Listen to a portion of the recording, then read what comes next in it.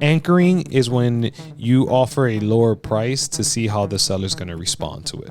$50,000. I'm kidding. Obviously not 50,000. So I know you're way above 50,000. So we'll say at least you need a few $100,000 for the property. Yeah, I might need a few hundred. I don't know if I can give you $1 million or not. Maybe I can, maybe I can't. I have to do some digging. But I'll be completely honest. Investors in this area are buying houses similar to yours for about $600,000. Honestly, Ron, I don't even want to offend you with an offer because you told me if I'm anywhere under 350, don't even make you an offer. Once my project manager realized we'd be under 300, I told him to stop. Hey guys, welcome to another episode of Sales with Jay and Ron. Yep, where we are turning script readers into pro salespeople. All right, guys, today's topic is how to anchor price point with a seller. Yep. Anchoring is when you offer a lower price to see how the seller's going to respond to it. Yeah, guys, and it could be like a ridiculously uncomfortable low price, or it could just be lower than what you think the value of the house is. The whole point is just to give this number to see how the seller reacts when you're talking about price. Yep. Some sellers are like, hey, what's your offer? What's your offer? What's your offer? How I like to play those is, hey, man, I know you just want to hear an offer, and you obviously don't want to give me your price point. Like, what if we could do like $50,000 for the house? $50,000. I'm kidding. Obviously not 50,000. So I know you're way above 50,000. So we'll say at least you need a few $100,000 for the property. Yeah, I might need a few hundred. He knew that he was going to throw out an absurdly low number and joke around with it, right? But what that's really doing, it's confirming that the seller definitely wants more than that. And what that normally does is, in return, the seller normally tells you how much they actually want or the range, right? So that's like how we joke around anchoring, we call it, right? The other form of anchoring that we use is other investors. Let's play that out. Yeah. So, hey, Jagger, I saw that, you're looking to sell your house. Let's say I got the temp, right? So I got the time, the equity, and the motivation. How much are you looking to sell the house for? How much do you need? Look for $1 million. Oh, okay. Hey, I'll be honest. I don't know if I can give you $1 million or not. Maybe I can, maybe I can't. I have to do some digging. But I'll be completely honest. Investors in this area are buying houses similar to yours for about $600,000.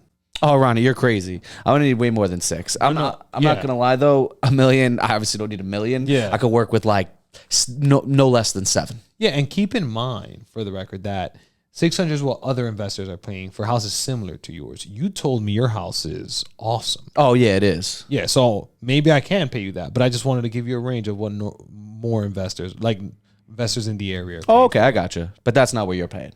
Maybe not. I don't know, right? Gotcha. See how he slid in there, guys? I gave him up with a ridiculous number, $1 million, which a lot of you guys definitely hear from when you're talking to sellers. That's just one way to kind of anchor them into a realistic range or just see how they react. It's really that simple. And then the next way, one of our favorite ways, we do it all the time, is that you're going to push away and give a super low number. So we'll play that out too. That one's great. Hello? Hey, this Ron? Yeah, what's up? Hey, Ronnie, it's Jay. Just wanted to give you some feedback on your property on Main Street. Oh, perfect. Yeah, let's do it. So one, I wanted to thank you for, taking the time out, letting me take a look, and, just want to make sure I recap the temp. And then now, after that, so I know you did need at least $350,000 for the property. Correct. Is that right? Yes. All right. So after I took a look at the property and I sat with my project manager, again, thanks for letting me take a look. I'm not going to lie, Ron. I definitely could get this done for you. We could definitely buy it. I know you need to get out of here in the next couple months, but after taking a look, we're just not going to be near $350,000 for the property. Honestly, Ron, I don't even want to offend you with an offer because you told me if I'm anywhere under 350, don't even make you an offer. Once my project manager realized we'd be under 300, I told him to stop. Let's not even customize Ron an offer because I know you can always go on the market and list it like you told me. So I just wanted to give you that feedback that I do think since the house is in pretty good shape, you should probably just go list it because I'm not going to be anywhere near 350,000. That was good. Boom. Bro, you guys do that, and here's what's going to do. It's either that person's going to be like, hey, you know what, I actually do have some wiggle room. And if he says that or he or she says that, what they're telling you is that they're actually under 300, right? So you just re-anchored them. If they say, oh, yeah, you're right. I can't list it. I'm not entertaining anything like I said. Okay, perfect. Now, guess what? You don't get to waste your time anymore. They reconfirm that that's where they need to be. You push away, send it for follow-ups. That's it, guys. And you don't always have to give a number, meaning low ball. You could just give a really low range. $50,000 may not be a lot of money for people doing hundreds of thousands in flips, Mm-hmm. but for an everyday homeowner, $50,000 is a ton of money, just like it is for us. Yeah, for sure. So that's why you don't ever want to assume that something's a lot or a little, and just anchor, be there to buy it if you can. And this will just be another way for you to get more deals, guys. Yep. And if you guys want to watch the video on temp, which is what you should do on the second call before having